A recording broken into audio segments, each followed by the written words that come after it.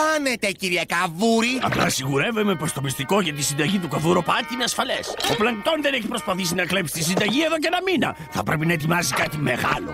Γεια σας. Ένας σας θα πρέπει να έρθει εθελοντικά για μια έξτρα δουλειά. Αντίο.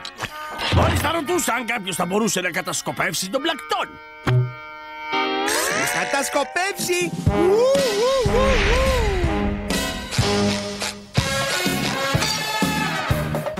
Μπομπ, μπορώ να σε δω μέσα από αυτό το καλαμάκι. Πάτρικ, θα γίνω κατάσκοπος.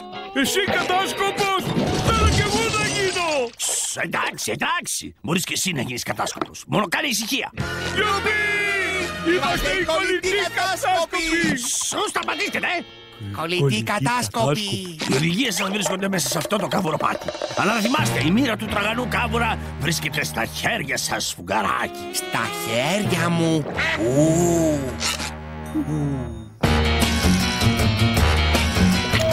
Η αποστολή σας, αν επιλέξατε να διδεχτείτε, είναι να ανακαλύψετε τι ετοιμάζει ο Πλανκτόν. Μην τον αφήσετε στιγμή από τα μάτια σας. Θα χρειαστείτε ακόμα να χρησιμοποιήσετε κάποιες ειδικές συσκευές για κατασκόπους. Αν δεν έχετε, απολύεστε αμέσως. Ξεφορτώσουν την!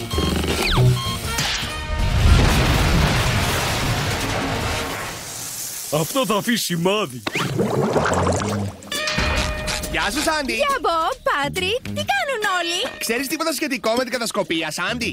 Αυτό που ξέρω είναι πως θα χρειαστείτε πολλές τρελές συσκευές, όπως βερμούδες με λέιζερ και walkie-talkie. Πρώτο. Κάμερες που εφαρμόζουν στη μύτη σας μαγνητικά γυαλιά υψηλής ενέργειας και το αγαπημένο μου, η ακτίνα που εξαντώνει τον εχθρό.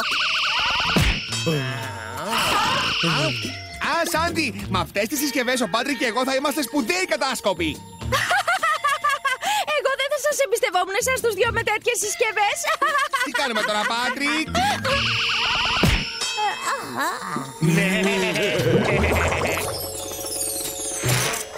Τι κάνει τώρα? Ακόμα τίποτα. Περίμενε!